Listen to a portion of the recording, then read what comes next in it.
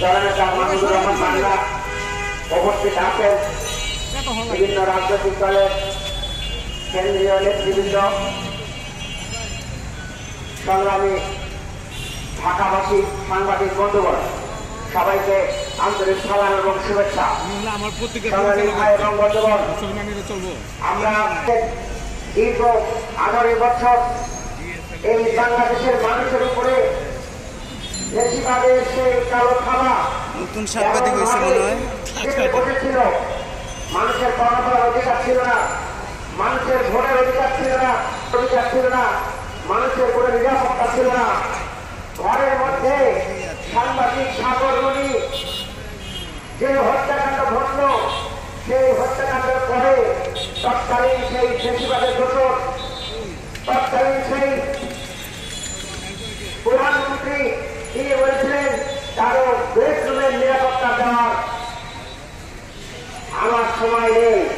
সংগ্রামী ভাই এবং বন্ধুগণ, এরকম সকলের জন্য তিনি নিরাপত্তা বিধানের আইন করেছিলেন। দেশে বিদেশে শত শত কোটি টাকা ব্যয় করে তার নিরাপত্তার ব্যবস্থা করেছিলেন। আর বাংলাদেশের মানুষের বলছেন যে বেডরুমের নিরাপত্তা দেওয়ার সময় আমার নেই। সংগ্রামী ভাই এবং বন্ধুগণ, সেই বেশিরভাগ বাংলাদেশের মানুষের উপরে এমন জুলুম এবং নির্যাতন করেছিল, তারা বাড়িতে বাড়িতে তল্লাশির নামে পিতাকে ধরতে এসে সন্তানকে ধরে নিয়ে গিয়েছে। তারা বাড়িতে এসে যখন পুরুষকে না পেয়েছে, মহিলাদেরকে ধরে নিয়ে নির্যাতন করেছে। আপনারা দেখেছেন গত 18 সালের নির্বাচনের পরে ধানের শীষে ভোট দেওয়ার কারণে নোয়াখালীতে একটি পরিবারের উপর একটি নির্যাতন নেমে এসেছিল, গণধর্ষণের শিকার হয়েছিল শুধুমাত্র নৌকায় ভোট না দিয়ে ধানের শীষে ভোট দেওয়ার কারণে। সংগ্রামী ভাই এবং বন্ধুগণ, এইভাবে মানুষকে ধরে নিয়ে আয়না ঘরে বন্দী করে রেখেছিল। কত মানুষকে এইভাবে নিয়ে গিয়েছে তার হদিস নেই। আপনারা জানেন আমাদের নেতা ইলিয়াস আলীকে গুম করা হয়েছে, আজও তার কোনো হদিস আমরা পাইনি। আমাদের শিবিরের অলিউল্লাহ মোকাদ্দেসকে গুম করা হয়েছে, তার হদিস এখন আমরা পাইনি। তারা ব্যারিস্টার আরমানকে নিয়ে গিয়েছিল, তারা ব্রিগেডিয়ার আমান আল আসবিকে নিয়ে গিয়েছিল। 7.5 বছর নির্যাতন করে একটি ঘরের মধ্যে বন্দী করে রেখেছিল। আমান আল আসবি যখন বের হলেন, তাকে হাসপাতালে নিয়ে যাওয়া হলো, এমনকি তাকে আইসিইউ সাপোর্ট দিয়ে তাকে সেই চিকিৎসা করা হয়েছে। এইভাবে তারা নির্যাতনের স্টিমুলার চালিয়ে এই বাংলাদেশের স্বাধীন মানুষগুলোকে পরাধীন করে রেখেছিল।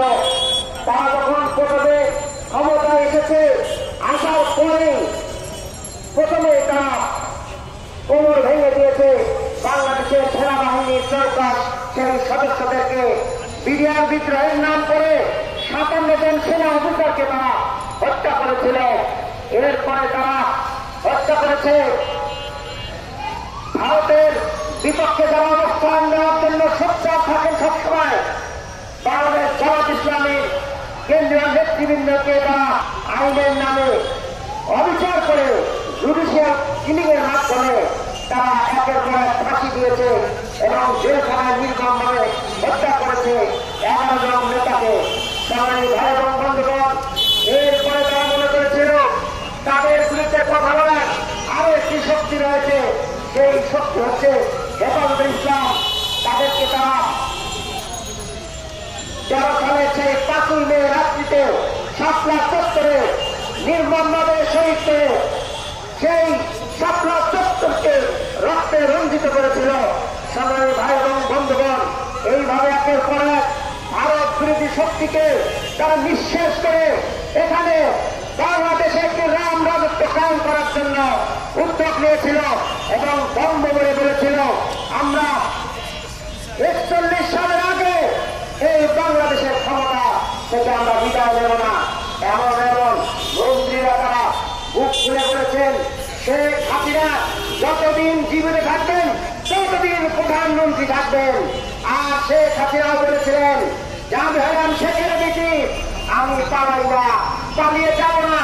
সংগ্রামী ভাই এবং কিন্তু যখন বাংলাদেশের ছাত্র জনতা তার বিরুদ্ধে দুর্বার আন্দোলন সংগ্রাম করে তুললেন, ঠিক সেই মুহূর্তে তিনি সেনাবাহিনী সহ আর্মি, র্যাব, বিডিআর, বিজিবি, পুলিশকে দিয়ে জনগণের উপরে যখন গুলি করার নির্দেশ দিল, তখন আর সেনাবাহিনী তার কথায় কান দিলেন না।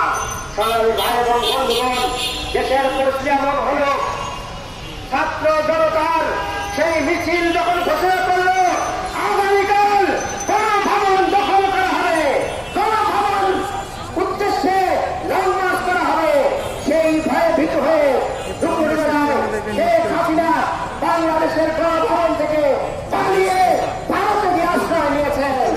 সংগ্রামী ভাইয়েরা, বাংলাদেশের ইতিহাসে অনেক সরকার পরিবর্তন হয়েছে, অনেক নেতার পরিবর্তন হয়েছে, কিন্তু এইভাবে পালানোর ইতিহাস বাংলার জমিনে ছিল না।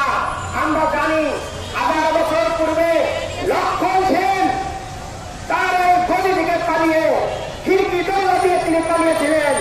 আর দ্বিতীয় উদাহরণ হল শেখ হাসিনা, তিনিও পালিয়ে গিয়ে ভারতে আশ্রয় নিয়েছেন।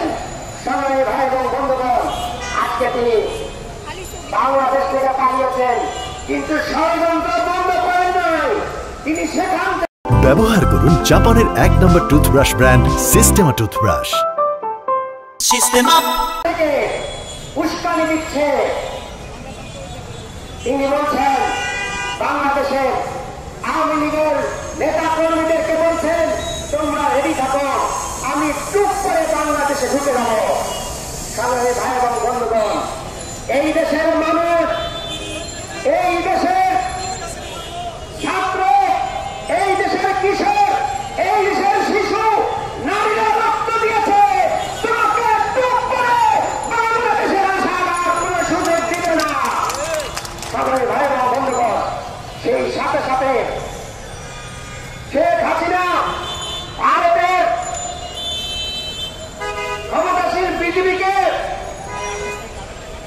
তিনি মিসগাইড করছেন, সেখানকার মিডিয়াকে উস্কিয়ে দিচ্ছেন, বাংলাদেশের বিরুদ্ধে বিভিন্ন ধরনের অপপ্রচার করা হচ্ছে। আমরা বলতে চাই, অপপ্রচার করে কোনো লাভ হবে না। বাংলাদেশের মানুষ তাদের চোখ খুলে দিয়েছে, তারা ধর্ম নির্বিশেষে ঐক্য গঠন করেছে। তোমাদের অপপ্রচারে কোনো কাজ হবে না। আপনারা সত্য খবর পরিবেশন করুন। এই দেশের যেমন মুসলমান আছে, এই দেশের সংখ্যালঘু অনেক সম্প্রদায়ের লোক আছে। আমরা মিলেমিশে থাকতে চাই। আমাদের বাংলাদেশে কোন নির্যাতন হয়নি, কোন সংখ্যালঘু নির্যাতন হয়নি এবং হবে না ইনশাআল্লাহ।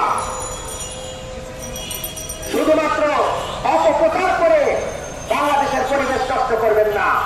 আমি বাংলাদেশের গণমাধ্যমকে বলতে চাই, আপনারা ওই ভারতের গণমাধ্যমের দিকে তাকান, তারা কিভাবে বাংলাদেশের বিরুদ্ধে অপপ্রচার চালাচ্ছে। আর আমাদের গণমাধ্যম যদি এই সত্য ঘটনা প্রকাশ যদি না করেন, তাহলে আমাদের স্বাধীনতা সার্বভৌমত্ব হুমকির মধ্যে পড়বে। আমরা আমাদের গণমাধ্যমকে বলতে চাই, আপনারা সঠিক সংবাদ পরিবেশন করুন, বাংলাদেশের পরিস্থিতিটাকে বিশ্বের দরবারে তুলে ধরুন। আর যদি আপনারা ওই ভারতের দালালি করেন, তাহলে ওই গণমাধ্যমগুলোকে চিহ্নিত করে বাংলাদেশের জনগণ আপনাদের বিরুদ্ধে অবস্থান নিয়ে আপনারা কিন্তু আর এই জনরোষ থেকে বাঁচতে পারবেন না। সবাই ভাই ও বন্ধুগণ, আমি বলতে চাই, বাংলাদেশ একটি স্বাধীন সার্বভৌম রাষ্ট্র, ভারত বৃহৎ রাষ্ট্র, কিন্তু তারা আমাদের প্রতিবেশী। আজকে যদি তারা প্রতিবেশী সেবা আচরণ না করে, তারা যদি উস্কানি দেয়, তারা যদি বাংলাদেশের সে আমাদের আগরতলার উপ হাই কমিশনে হামলা করেছে, তারা আমাদের জাতীয় পতাকায় আগুন দিয়েছে, আমরা বলতে চাই যে আপনারা বাংলাদেশের জাতীয় পতাকায় আগুন দেন নাই, আপনারা বাংলাদেশের 18 কোটি মানুষের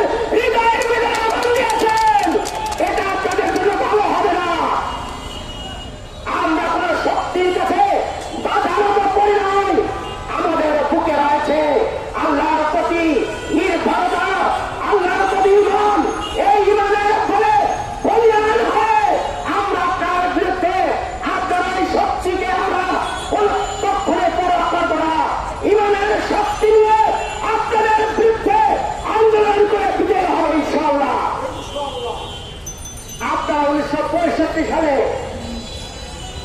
আমাদের সীমান্তে আপনারা পরাজয় করেছিলেন। সেই 25 সালে 71 সালে আপনারা আমেরিকার সাথে ষড়যন্ত্র করে পাকিস্তানের আঘাত করেছিলেন। আমরা বলতে চাই 65 সালের যে ইমান, সেই ইমান এখনো বাংলাদেশের মানুষের অন্তরে জাগ্রত রয়েছে। অতএব আমাদেরকে হুমকি দিয়ে লাভ হবে না, আমাদের জাতীয় পতাকা পুড়িয়ে লাভ হবে না, আমাদের হাইকমিশনে হামলা করে লাভ হবে না। আমাদের এই মুসলমানরা